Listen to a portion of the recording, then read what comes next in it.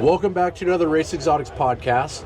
Today we're at the Factory 5 booth at SEMA.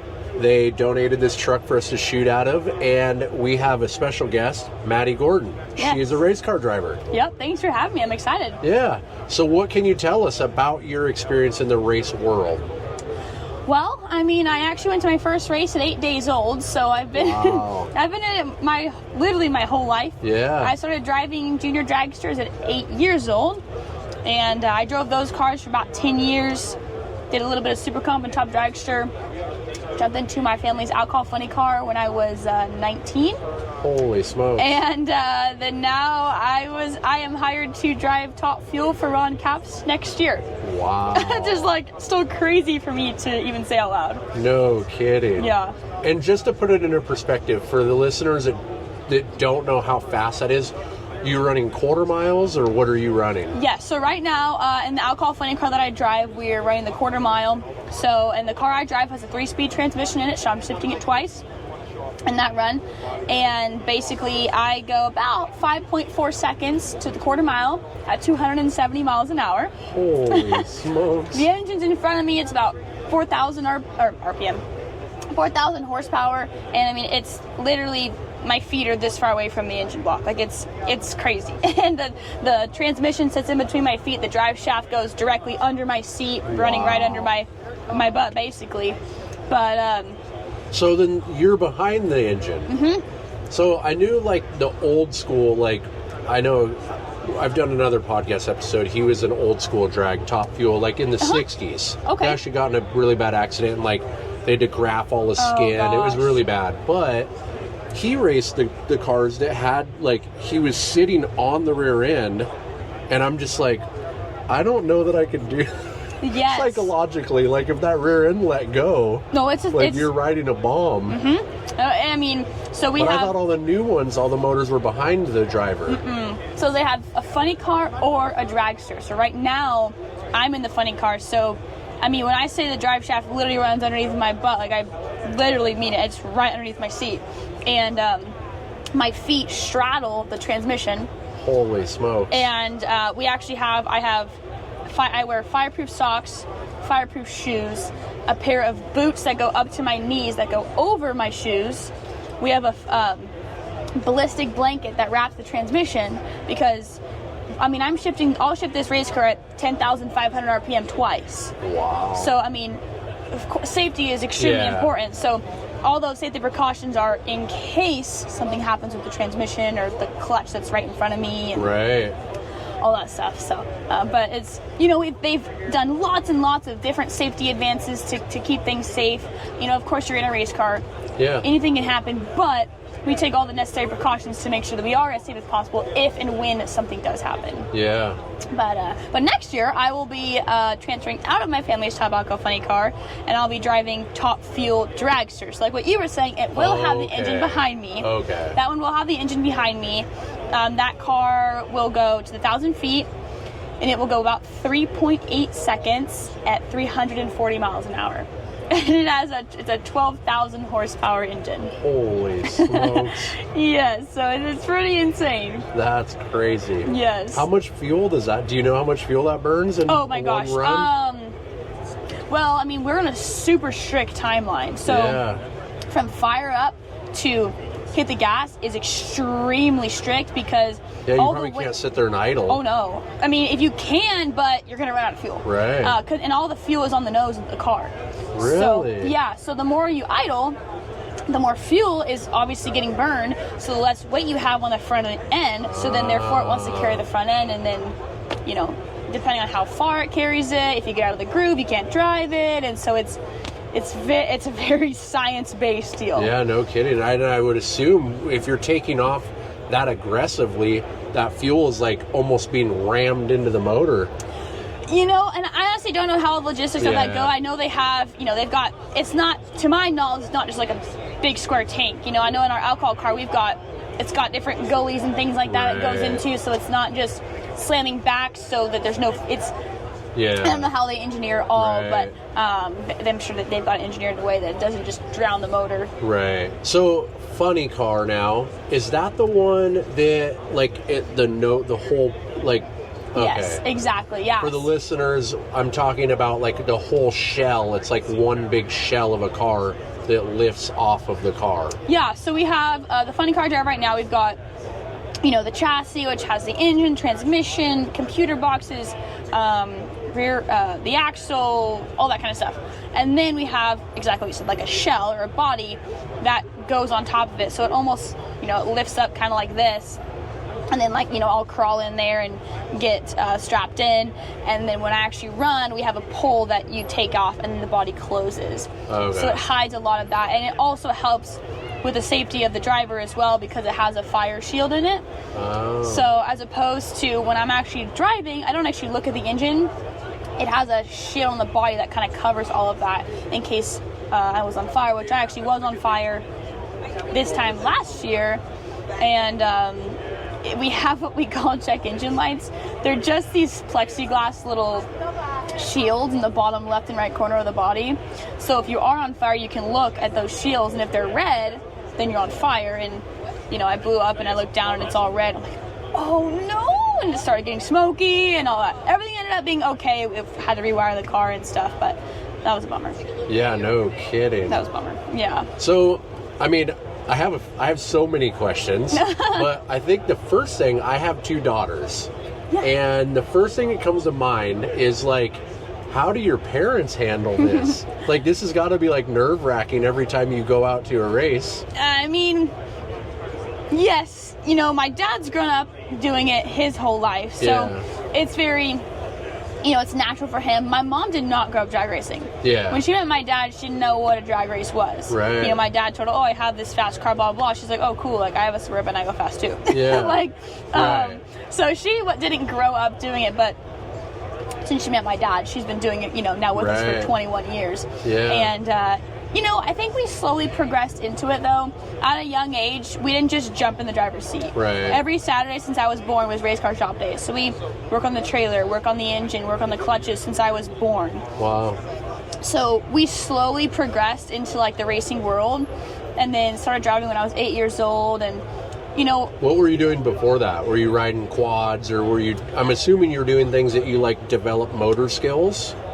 You probably didn't just jump right into Well, yes, you're right. So before then, just as a young kid, my sister and I, we both just loved anything with an engine. Didn't matter what it was. Yeah.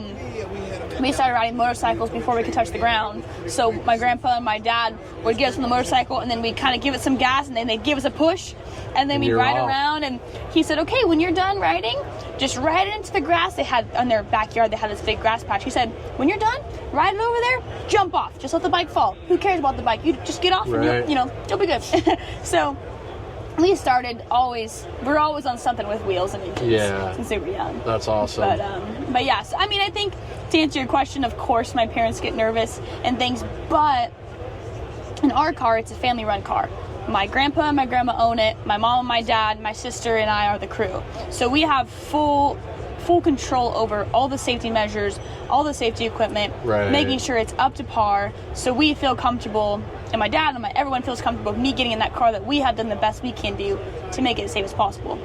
And same with this new Top Fuel car. Although my family won't have hands-on access to this car, Ron Capps, we've been friends with him for years. He's such a trustworthy guy. We know I'll be in the safest car that I can be in. Right. So. Yeah, that's awesome. Man, like I said, there's so many questions. Another one, kind of getting back into that, concern thing. Are you ever kind of nervous? This ultimately, sure, it's one thing to be worried about your kids, but then also self-preservation. I would say before I got in the alcohol funny, of course you see things happen, and anything can happen, and I hate to say that, because I want to be okay. I don't want to get hurt. No, for sure. But at the same time, you can get hurt walking down the street. For sure. You can get hurt driving in your everyday car. So, there's a point of, of course, you're getting into a car, then there's risk. Yeah. Absolutely. But do you kind of zone out and not, I'm trying to relate to it, right, in my life experiences, which are not that. I've never been in a top fuel dragster or a funny car or anything. but like I used to track motorcycles, Mm-hmm. and like I tracked dirt bikes on motocross tracks, and then I started tracking street bikes on like auto road courses. And when you're in the moment, for me at least, I'm not thinking about like, am I going to make it around this track? Like, Right. I'm not thinking about the self-preservation part of it. I'm just so in the zone. Exactly. Is it kind of like that for you? Exactly. Okay. Exactly. No, you're absolutely right. And, you know, for me, I'm a very, you know, I'm 21 years old. I'm a girl. I got a high-pitched voice. I bebop around. Like, I'm just, you know, I'm blonde. I'm kind of like, you know, just a very bubbly person in general, Yeah. and just kind of hopping around. But when I get the helmet on, it's game time. Yeah. And it's just full focus. And for me, if I was to be thinking about, oh God, I hope this transmission doesn't blow up, or, Right. you know, oh, you know, I'm scared. If I ever felt scared getting in a race car, I would not get in it. Yeah. I wouldn't get in it, because driving scared is the worst sure. thing ever. Your you know, head's got to be in the game. yeah, and of course I'm nervous. Oh, I Yeah. get nervous every single time I race. Absolutely, especially if you see somebody out in front of you. You know, I had it one time we raced at nighttime. The track was a little bit iffy, you know, wasn't quite as grippy as we wanted it to be. And someone went out there in front of me and got super squirrely, ended up actually hitting a cone and got way out of shape, and that's nerve-wracking. So you know? when you say the track wasn't grippy, I mean, I know I've done drag racing in just normal cars. And I know, like, right before the line where everybody's done their, like, burnouts and stuff, it's really sticky. Yeah. When you do this, is it sticky all the way down? Yes. Interesting. Yes, it's sticky all the way down. So they actually have tire draggers. So they have a tractor, and then they have rotators. So they'll have like 4 tires, 4 slicks behind it. So the tractor's, of course, going forward, and these tires will actually drag. They'll drag like opposites. Oh no, this way. They'll drag backwards. So they're applying pressure. They're applying pressure and they're applying rubber to the racetrack the whole way down. Then they spray a compound that makes it sticky and also loosens up the rubber, so it's not just like super hard rubber. Is that just so the car doesn't like fishtail? Exactly, yeah. So I mean, we're applying, top fuel cars are applying 12,000 horsepower, and if we tried to do that on a regular concrete track, we would, you know, spin around. Just spin all the way down. It would be, and Yeah. actually a top fuel car never actually makes direct drive. It never is fully loaded to the ground. It's always spinning to a certain extent. Really? Yeah, it's always spinning to a certain extent, but it's just less because it has that rubber and that traction. I never would have thought of that. Mm-hmm. I guess, how do you apply 12,000 horsepower? That's like insane numbers. Right, from a dead stop. I like can't even wrap my head around 12,000 horsepower in a single motor. I mean, from what I've heard, I have not heard from a official, you know, NASCAR engineer or anything like that. Yeah. But to my knowledge, 1 cylinder in a top fuel dragster is more horsepower than a NASCAR engine. That's what I've heard. Yeah, I mean, if you do the numbers on it. Yeah, so what they'll do is basically, the tuners are putting in so much nitro and so much fuel into each cylinder that sometimes, you know, if the tune-up's a little bit off, they'll do what they call drop a hole. So they'll flood a cylinder. So as opposed to firing, they put too much nitro in, and as opposed to firing, they drown the spark. It. Yeah, so it drowns the spark, and then it starts shooting out the fuel out of the pipe instead of the flame. But when that happens, you gotta think, now you're 1 hole down, so now you're running on, you know, 1 less cylinder, and that's a horsepower of a NASCAR engine. I mean, now you've got 4 pipes over here that are lit, 3 over here, and so you're driving. Now it's trying to drive you all over the place. Really? Yeah. It changes the way it drives. Oh yeah. Interesting. Yeah. So if you watch like the front view of a car when they put a hole out, you'll notice the car tries to wash out and the driver's got to catch it quick. Wow. Yeah. What a crazy whole new world. So like, I mean, I don't know what the training, or I'm assuming you go to the gym and stay physically fit, just because the G-force impact on your body's got to be crazy. But like, you look at like F1 drivers, for instance, or not even just F1, IMSA, all these guys, they'll study tracks. Obviously, you're not studying tracks, but is there anything you do kind of homework-wise outside of just the staying in good physical shape? Yeah, I mean, like you mentioned, I go to the gym and I stay in shape, more so to the fact that because where I'm at right now, I do the clutches on our car. So in between a round after I drive, I'll be tearing the transmission out, tearing the clutch apart down to the flywheel, rebuilding it all. So it's a lot of physical work and then driving. So I have to be on point all weekend long. The other guy in the other lane doesn't care that you just rebuilt the clutch. Right. It don't matter. You got to be up to par every time. So physical fitness is very important. But as far as like at-home training, it's a lot of mental training. If you have a bad weekend, let's just say you have 3 weeks off. Now you got 3 weeks to think about it. Like, that sucks. So for me, what I do is I'm always practicing my reaction time. I was going to ask about that. Like, do you practice your shifting, or like, do you have clutch pedals in these? I do. You do? Yeah, I do. Yeah. So I've got a clutch pedal, gas pedal, hand brake. Is this kind of like a manual transmission? It is. Oh, it is a manual. It is. Interesting. Yeah. So it's like I'm assuming with those kind of G-forces, it's just like slapping it into gear. So yeah, when I'm actually shifting down the track, we've got air shifters. So I'm not actually going to be pushing in the clutch each time I shift. Just to start. Just when I'm starting, rolling up to the burnout, you gotta kind of whap the throttle, then slowly get on the gas, get on the clutch at the same time.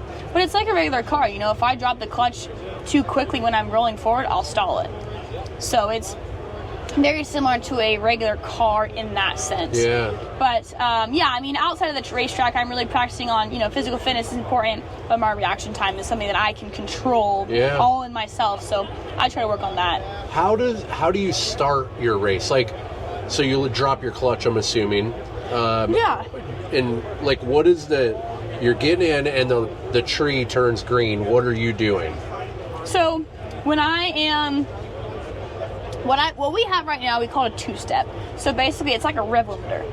I used to kind of like rev it up to a certain RPM and then swap feet when the tree drops. Well, now, what do you mean swap feet? So when I'll be fully loaded on the clutch, and then I'll have the motor revved up to like say 7,000 RPM. And then when the tree drops, it's time to go. I drop the clutch, hit the gas at the exact same time. Okay. And if I am off at all, 100th thou or whatever it is, that changes the whole tune-up. So if I let out with my clutch too quickly and my gas too fast, or vice versa, either the car's more aggressive, it's too weak. So that is very technical. How do you practice that? Because my assumption is even a practice run is expensive. And you're exactly right. And that's the thing, is we don't get very many practice runs. Right. That's why your training at home is so important. So we have actually, my grandpa built our own simulator in a sense. It's not like those fancy sims with all the computers and stuff like that. But we have a Christmas tree. They call it a Christmas tree, but like what you see on the starting line. And then a clutch pedal and throttle setup. So you can actually, you're not able to actually like kind of like rev it up with your foot. You're just full clutch. And then when the tree drops, you swap feet. And then it'll give you your reaction time. It'll tell you, okay, with your left foot, you had a 30th thou reaction time. And with your right foot, you had a 45th thou reaction time. So that tells you your left foot was 15 thousandths quicker than your right foot. Wow. Yeah. That's pretty cool. Yeah. And for that's a homemade simulator. Yeah, for sure. And that's how we used to run it. We ended up swapping to this new type of start lane procedure, basically because of consistency and reaction time, because you have faster reaction time. So what now I do is I'm fully loaded on the clutch, have my foot all the way down. I'll roll into stage with my handbrake and let out from the clutch, to let me roll. Once all lights are lit, when I have my pre-stage and my stage light lit, I mat the gas all the way, and it brings the motor up to a certain RPM, like 6,000 or 6,200, whatever we have it set at. And then when the tree drops and it's time to go, I'm already fully on the gas. I drop the clutch and let go of the brake at the exact same time. So now you have a brake too. Now we have a brake too. 3 things you gotta do. Oh yes. And then as soon as you hit the gas, you gotta make sure you're obviously going straight. But we like to carry the front end a lot. We'll carry the front end sometimes like 150 feet, 200 feet. And you can't drive when the front end's in the air. Holy smokes. So when that thing does set down, it's a funny car. It never wants to go straight. So usually I'm like this when it's in the air, and I'm like, come on, drop. And finally when it drops down, your turn, and then it moves over, and you got to get it back, and then you got to shift it, and so it's pretty gnarly. Wow. Yeah, it's a gnarly race car. No kidding. Yeah. So I have another question. I mean, I feel like I could ask questions all day. I have to say, this is one of my more interesting podcasts I've done. I feel like I'm learning more in this episode than I have in any of my other ones. Awesome. But as a privateer, I'm assuming your family is kind of a privateer. Mm-hmm. Do they have like factory top fuel dragsters or funny car dragster, or is it all kind of privateer? Because like I'm thinking of like when I did motocross stuff, there's like factory rides, right, where Honda sponsors the whole thing. It's a brand new Honda bike. They've got 10 more Hondas sitting in the waiting in case you break it, right? The factory rides, it's really hard for a privateer to compete with the factory ride in the motorcycle world. Is it like that in what you're doing, or do they not really have that? In a sense-ish. I wouldn't say it's quite like that. Because there's not a factory top. Like, where do you go buy a daily driver top fuel dragster? So they're all kind of homemade. To a certain extent, like the class I'm in, no, definitely not. It's more kind of private too, but there are some professional teams that run in the class that we are in. So for that, no. For the top fuel teams, you do have your teams. I wouldn't say I guess they could be considered factory, but you have your John Force Racing, you have Tony Stewart Racing, Ron Capps Motorsports, which is who I will drive for next year. You've got Coletta Motorsports. So there's a lot of big name teams, which could, I guess, be considered factory rides. Right. So yeah, I mean, in a sense, yeah, because they probably have a bigger budget. So I guess you could say that they're in a sense factory teams because they all have their own mechanics. Yeah. They have their own machine shops. So and you guys are a family run operation. So that first question kind of rolls into this one. Because you guys are more of a family operation, did that make it harder for you to compete? You would think. We went into it in 2020 was when technically 2021 was when we were full family. And I mean, when I say full family, like literally at the time my sister was 15. So 15-year-old girl, 16-year-old girl, my mom, my dad, my grandma, my grandpa. I mean, to say that that's your whole team for an alcohol funny car is unheard of. We're competing against guys that are teams that are truly professional, and when I mean professional, I mean they have cherry-picked guys around the world. They're crew chiefs. The best guy for transmissions, the best guy for engines. They're crew chiefs from Ohio, they're drivers from California, the team owners from New York, cherry-picked the perfect team, and we're competing against them. So that, to me, is something that we all take a lot of pride in, that we can not only be a family team, but we can compete. We won, as a family team, we won 3 world championships. And we try really hard, and of course we got to work a little harder. We have 6 people, and as opposed to some people that have 8 guys, 8 full-time guys. So we got to do a little bit more work, but we have so much fun. We have so much fun, and we wouldn't trade it for anything. We don't get, for what I am doing right now, we don't get paid. We pay to do it because we love it. Our payment is breakfast, lunch, and dinner, and we couldn't be more happy. Right. But next year when I drive for Ron Capps Motorsports, it will be it's a professional team. My job will be, the driver for Ron Capps Motorsports. I'll be doing media and appearances and driving. That'll be my professional and what I get paid to do. That's awesome. Yeah. That's exciting then. Oh, yes. Very exciting. I mean, I couldn't imagine doing it, like, out of pocket and then all of a sudden getting paid to do it. That's got to be, like, a huge... At the same time, though, like, what you were saying about it being a family thing, like, that, I think, is more important than the money. And so you'll probably miss out a little bit. Yeah, of course I'm going to miss, the family aspect of it. But, we've been very fortunate. We do, of course, out of pocket from my grandparents. They own the team, but we do have a lot of really awesome sponsors that do help us out. Like on our alcohol car, we got Beta Motorcycles. I see your tattoo. Yeah, this is Carlisle. This will be next year on the top fuel car. But on the alcohol funding car, we've got Beta Motorcycles. Lucas Oil. Of course, our Morbe Cabinets, which is our residential cabinet company. Educate Spark Plugs, Hoosier Tires. They help us out big time. But on the top fuel car, it'll be Carlisle Tools, which we just announced them this week on Tuesday that they will be the primary sponsor for the top fuel dragster next year. So a lot of good stuff coming, and I could not be more excited. Yeah, that's exciting. Well, I'm excited to see where your career goes. Thank you. It'll be cool having the chance to talk to you back before you're some big famous Top Fuel dragster. Yes, no, I look forward to it, and hopefully we can do this again next SEMA, and I can let you know how my Top Fuel year went. Or maybe I'll come out to the track. I like it. I think my daughters will get a kick out of it. Heck yeah, bring it by. If anybody wants to come out and watch you, how does that whole thing happen? Do they just buy tickets? Is there a schedule you have? What are all the details of somebody that wants to come and watch you race? Where you go, how much it costs, what they get for the money? Do they want to buy this ticket? Do they want to buy that ticket? Yeah, so coming out to the drag races, every ticket's pit pass. That's one of the greatest things in my opinion about drag racing is you buy your ticket to get in, you have access to the stands, to the food, and you have direct access to the drivers as well. So we have so we have, if you buy a ticket, you come in, you have access to all the pits, and all the drivers have scheduled autograph sessions throughout the races. So whether it's at like a Mission Foods booth or I know I'll be at the Carlisle Tools booth at specific times, and we'll have those advertised so you know, but also you can come right up to the ropes. You can come right up to the back of the trailer. Drivers will come out, sign your autographs. Wow. Another super cool thing is the hospitality. So the professional teams, like next year with Ron Capps Motorsports, we'll have Ron Capps' car on one side, my car on the other side, and we'll have a large tent where you do have to buy a pass to get into that, but once you get in, you have catered food, so you've got lunch coming in. You've got water, you've got soda, you got tables, and you're in the shade. Some races are hot, sometimes it's raining, so you can go in there, get out of the sun, get out of the rain, hopefully no rain, but if there is, you can go in there. Drivers will come in, do, various different, talking throughout the day and stuff like that. So I think that's super cool. You get direct access. We'll warm the cars up and you'll be in there. You get to smell the nitro fumes and all that. That's awesome. Yeah.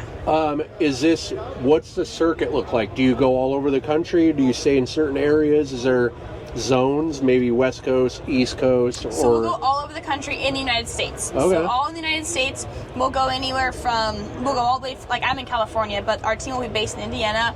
So we'll hit Florida, Pennsylvania, Texas, California, Nevada, Seattle. Seattle, a lot of our listeners are from Seattle. Oh, yeah. So we'll during the Seattle one, we'll have to come out there. Yeah, I believe it's actually it's in Kent, Washington. Yeah, so, but we're... At Pacific Raceways. Exactly, yeah. So we're all over the place, and the schedules are always posted. That's Pacific Raceways. Oh, yeah. So we host a supercar rally. That was one of our rallies. We rented the track out, and so we had them all come out onto the track. But yeah, that's Pacific Raceways. Yep. So when you come out there, where is your schedule listed? Is there another real question that pertains to this? Is there different categories of Top Fuel dragsters, or if it's Top Fuel, it's the same thing? You're exactly right. So there's different categories of NHRA. Okay. And all of the cars that will race at the NHRA event will race on the same racetrack. So let's just say you have a super stock car, or you have a top dragster, or you have a super comp. You're going to race on the same exact racetrack that I'm going to race on, that Ron Capps is going to race on, that John Force raced on. So it's all the same racetrack. Okay. But the schedules are going to be posted on, NHRA's Instagram, Facebook, social media pages.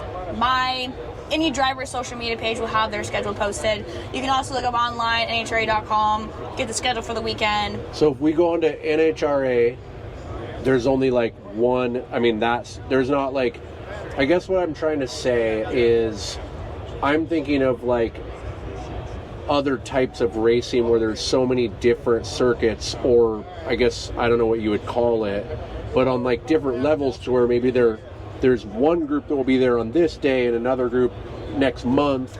Right. But they're different. So like if it's on the NHR website, it's you'll be out there. Yeah, so you're right. There's a lot of different schedules, a lot of different classes going on at all different times. So maybe it's classes I'm talking about. Yes. Okay. So you're guaranteed there's one race that I want to say it's I'm trying to remember I don't remember. I'll need to figure that out. But other than the one race a year, they're 3-day events. So you qualify on Friday, you do more qualifying on Saturday, and then eliminations are on Sunday. That's a guaranteed. Okay. Guaranteed. So typically, it's two passes on Friday, 2 passes on Saturday, and then eliminations on Sunday. And hopefully, every driver wants to be in the final. But it is single elimination. So if you lose first round, you're done for the day. You don't get to come back and try again. You're done. Wow. So, but you're guaranteed Sunday is always race day. So. Right on. Yeah. Well, I appreciate it. Yeah, absolutely. Thank you very much. Again.